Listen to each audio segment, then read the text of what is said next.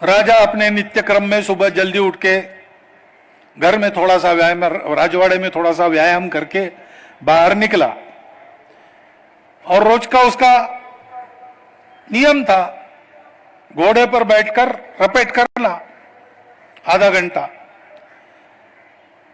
अगले ही दिन एक नया घोड़ा लाया था, दूर से अरबस्तान से वो घोड़ा लाया गया था। पंचलक्षणी सुंदर अश्व था, बहुत सबल था। राजा उस पर बैठा, उसने एड़ी लगाई लेकिन घोड़ा हिलने को तैयार नहीं। लाख प्रयास किए, घोड़ा हिल ही नहीं रहा है, अड़ गया।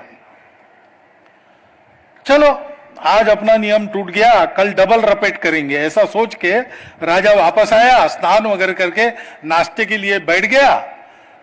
देखता है तो नाश्ते में जो रोटियां थी सब जल गई थी। तो नाश्ता करने का मन ही उसका बदल गया। चलो नाश्ता के बाद थोड़ा पान खाएंगे, दरबार जाएंगे। इसलिए पान का डिब्बा खोला तो जितने पान थे अंदर वो सब सड़ गए थे। तो राजा बड़ा विचार मग्न होकर, थोड़ा सा जिसको अंग्रेजी में कहते मूड ऑफ होकर दरबार में पहुंचा। जैसे ही स्थानापन्न हुआ, प्रधान जी को उसने एक ही प्रश्न पूछा, प्रधान जी बताइए घोड़ा क्यों अड़ा, रोटी क्यों जली, पान क्यों सड़ा। अब किसी को कुछ समझ में नहीं आया।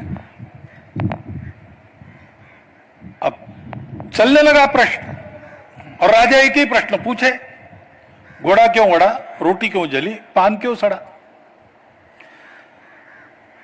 अब दरबार का काम समाप्त ही नहीं हो, इसका उत्तर ही नहीं मिले।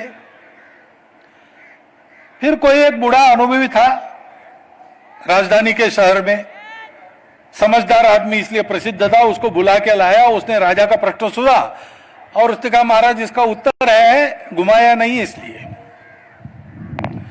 घोड़ा अड़ता तब है, पहले उसको घुमाते हाथ को पकड़कर, जिस मैदान में रपेट करनी मैदान दिखाते।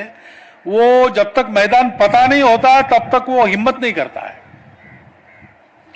घोड़े को घुमाना पड़ता है, रोटी सेकते समय उसको भी घुमाना पड़ता है, पलटना पड़ता है, नहीं तो जल जाती है। और पान खाने वाले लोग जानते हैं, पानदान में पान रखना है तो उसको बार बार पलटना पड़ता है, घुमाना पड़ता है।